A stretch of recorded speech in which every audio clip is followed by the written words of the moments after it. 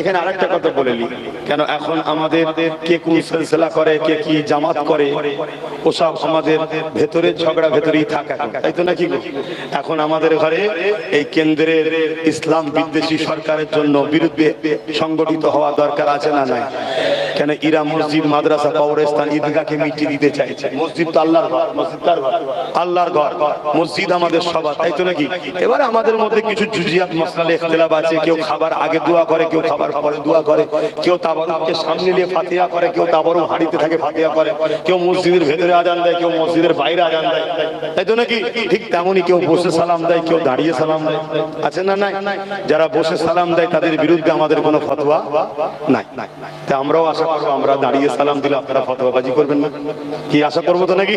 হ্যাঁ, এবার যদি ফতোয়াবাজি করেন তাহলে তখন আমাদের ফতোয়া আছে, তখন ফতোয়া আছে। আপনি বসে সালাম দেন, আমি আপনাকে ফতোয়া দেবো না। কেন? এটা প্রেমের ব্যাপার, এটা মসলার ব্যাপার নয়, এটা এখানের ব্যাপার, এখানের ব্যাপার নয়। ঈমান এখানে থাকে, শরিয়াত এখানে থাকে। আরে আমরা সেটাই বুঝলাম না এখন। ঈমান এখানে থাকে, শরিয়াত এখানে থাকে। এ দলিল চাই, এ দলিল চাই না। এ শুধু প্রেম করতে জানে। আর এ চোখের উপর নির্ভর করে, কানের উপর নির্ভর করে, নাকের উপর নির্ভর করে, হাতের উপর নির্ভর করে, পঞ্চ ইন্দ্রিয়ের উপর নির্ভর করে। দলিল ছাড়া এ চলে না। কথা বুঝছেন তো নাকি? আর এ কিচ্ছু বোঝে না, হুজুরকে ভালোবাসে, জোরে বলুন সুবহানাল্লাহ। এটা হলো প্রেমের ব্যাপার, মসলার ব্যাপার নয়। মন দিয়ে শুনে যান। সেই জায়গায় কেউ যদি মনে করে বসে সালাম দেবো, তার প্রেম তার কাছে, সে তার রাসূলকে জবাব দেবে। আমি দাঁড়িয়ে দিই আদবের জন্য, এটা আমার প্রেম। কথা ঠিক না বেঠিক? কিন্তু আপনি যদি ফতোয়াবাজি আমার বিরুদ্ধে করেন, তাহলে আমাকেও তো ফতোয়া দিতে লাগবে নাকি? কি উচিত তো নাকি? হ্যাঁ, তখন ফতোয়া হবে। আজ থেকে যেসব মুরব্বীরা এখানে রয়েছে, এইসব মুরব্বীদের যদি জিজ্ঞেস করা হয় যে বাপের আপনাদের বয়স কত, 80 বছর, আজ থেকে 40 বছর আগে, 50 বছর আগে কোন বাপ বলতে পারবে যে কেউ দাঁড়িয়ে সালাম দেওয়ার বিরোধী কোন লোক ছিল? কথা বলে একটাও লোক ছিল না, সবাই দাঁড়িয়ে সালাম দিত। এখন কিছু ভাই বলে বসে সালাম দেবো, দিতে পারে, কিন্তু বিরোধী করার কেউ ছিল না। এখন বিরোধী করছে। কেন বিরোধী করছেন? নিজেদের মধ্যে ফিতনা করছেন কেন? না, কেন দাঁড়াবো? কেন দাঁড়াবো? আল্লাহ কোরআনে বলেছে তাই দাঁড়ায়। কোথায় বলেছে?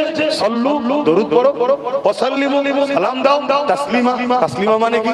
দিবার মতো করে সবথেকে উত্তম ভক্তি, ভালোবাসা, আদবের সাথে দাও। জোরে বলুন সুবহানাল্লাহ। আদবের দিক দিয়ে সবথেকে উত্তম কোনটা? তাই দাঁড়িয়ে দাঁড়িয়ে। দরুদের বেলায় বসে দাও কেন? দরুদ বললে নেকি হয় তাই। আর সালামের বেলায় দাঁড়িয়ে দাও কেন? সালাম দিলে নবী জবাব দেবে, আদবের সঙ্গে নবী তাই। জোরে বললেন না সুবহানাল্লাহ? সালাম দেবো আমি, জবাব দেবে কে? রাসূল পাক সাল্লাল্লাহু আলাইহি ওয়াসাল্লাম। আরে সালাম দেওয়া সুন্নাত, জবাব দেওয়া ওয়াজিব, আমার নবী জবাব দেবে, আমরা আদবের সাথে নেব। জোরে বলুন সুবহানাল্লাহ। চলে আসেন মিশকাত শরীফ বাবুল আদব কিতাবুল কিয়াম। আমার নবী পাককে সাহাবা হুজুররা দাঁড়িয়ে দাঁড়িয়ে সালাম দিতেন। জোরে বলুন সুবহানাল্লাহ। এরপরও আমি আবার বলছি, তর্ক নয়, ঝগড়া নয়। যদি কেউ বসে দেয় তাদের বিরুদ্ধে আহলে সুন্নাত ওয়াল জামাতের কোনো ফতোয়া নাই, কিন্তু আমাদের বিরুদ্ধে বললে তখন একটা ফতোয়া আছে। সেই ফতোয়াটা কি? ও বিয়াদবে রাসূল, ও নবীর আদব করছে, বিয়াদবি করছে। তাই বিয়াদবের ঠিকানা হলো, হ্যাঁ বাবা, অনেক কড়া ফতোয়া হয়ে যাবে। তবে তোমার আকাবের পীর মাশায়েখ মুর্শিদ যাকে ভালো লাগে, আমির ভালো লাগে, নিয়ে থাকো। আমরা জবানার মুজাদ্দিদকে নিয়ে থাকি, আমরা আব্দুল হক মুহাদ্দিস দেহলভীকে নিয়ে থাকি, যিনি দেওবন্দীদেরও পীর, আমাদেরও পীর, সবার আব্বা। ভারতবর্ষে যত লোক বলবে কলা রাসূলুল্লাহ, সবার আব্বা হলো আব্দুল হক মুহাদ্দিস, আব্দুর রহিম মুহাদ্দিস, শাহ ওলিউল্লাহ মুহাদ্দিস দেহলভী। তিনারাও বলছেন দাঁড়িয়ে দাঁড়িয়ে সালাম আমরা দিই। জোরে বলুন সুবহানাল্লাহ। আর একটু আগিয়ে চলে, মদিনার বুকে চলুন, বাবুস সালাম বলে একটা দরজা আছে। সেই দরজা দিয়ে যারাই ঢোকে সবাই দাঁড়িয়ে দাঁড়িয়ে রাসূলকে সালাম দেয়। জোরে বলুন সুবহানাল্লাহ। আসেন, আমরা তর্ক নয়, ঐক্য, মিল, মহব্বত করুন, যাতে করে এই জালিমদের বিরুদ্ধে আমরা মসজিদ, মাদ্রাসা, কবরস্থান, ঈদগাহ, খানকাকে বাঁচাতে পারি। ঠিক তো নাকি?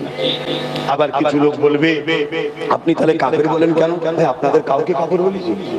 এই জোরে বলে না। যে কুফরি করবে তাকে কাফের না বলাটাও গুনাহ। যে কুফরি করবে তাকে কাফের না বলাটাও গুনাহ। দাদা হুজুর রহমাতুল্লাহ আলাইহিকে মানেন আপনারা? বলবেন তো জবানার মুজাদ্দিদকে মানে? একটা হাত তুলে দেখাবেন মানে?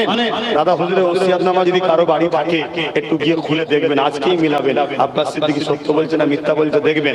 দাদা হুজুরের ওসিয়াতনামার মধ্যে লেখা আছে, দাড়ি, টুপি, জুব্বা, পাগড়ি কেউ যদি তুচ্ছ তাচ্ছিল্য করে কাফের হয়ে যাবে। কারণ কি? হুজুর লিখছে এটা আমার নবীর পছন্দ, নবীর সুন্নাত। জোরে বলুন সুবহানাল্লাহ।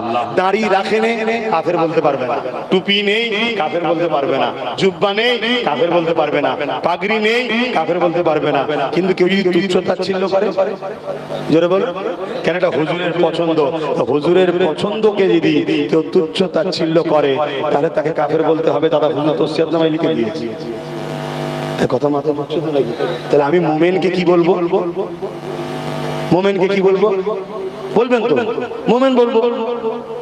আল্লাহর ওলিকে কি বলবো? বেনামাজিকে কি বলবো? বেরোজাদারকে আর নামাজিকে।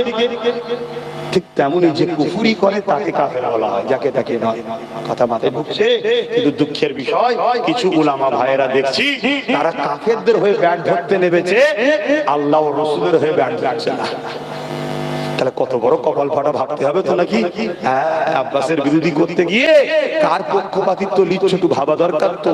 তোমাকে আমার ভালো নাও লাগতে পারে, আমি কে? আমি একটা দিনের নগণ্য খাদেম। এরকম পৃথিবীতে কয়েক কোটি খাদেম ঘুরছে, কথা বুঝে আসছে? আমার আল্লাহর দিনে, আমার নবীর দিনে খাদেমের অভাব নেই। আব্বাস সিদ্দিকী টেনে ফেলে দিকে যা, কিন্তু তুই আমার বিরোধী করতে গিয়ে কার হয়ে লড়াই করছিস? যে কিনা তোর আল্লাহর দিনের বিরুদ্ধে, তোর রাসূলের দিনের বিরুদ্ধে, যে কিনা তোর রাসূলের দিন, মসজিদ, মাদ্রাসাকে মিটিয়ে দিতে চাইছে, তার হয়ে। এটা ভাবা দরকার আছে না? আমাদের কাছে দুশমন সে যে মসজিদ মাদ্রাসা ভাঙতে আসবে, সে দুশমন না দুশমন নয়? আর কেউ যদি বলে ও ভাঙছে, ভাঙুক, ওর বিরোধী করা যাবে না, সে দুশমন না দুশমন নয়? আমাদের কাছে দুজনাই দুশমন। ওটা প্রকাশ্য দুশমন, এ বন্ধু সেজে দুশমন। কথা মাথায় ঢুকছে?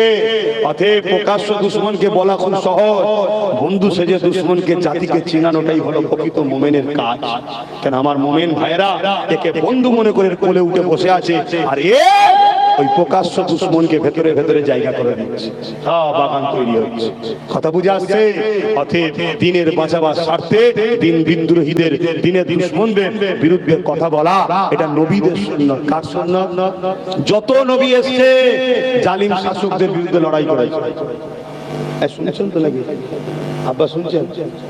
যত নবী এসেছে সব নবীরা কার বিরুদ্ধে লড়াই করেছে? মুসা নবী কার বিরুদ্ধে? ইব্রাহিম নবী। যত নবী এসেছে, আমার রাসূলুল্লাহ খাজা গরিবে নওয়াজ দেখুন, উনি আল্লাহর ওলি, উনিও দেখুন জালিম রাজার বিরুদ্ধে।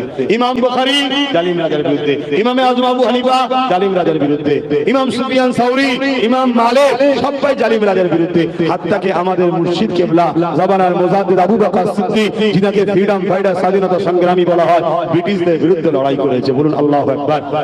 তাহলে ভাবো, আজ হক উলামা চিনার নমুনা বলে যাচ্ছি।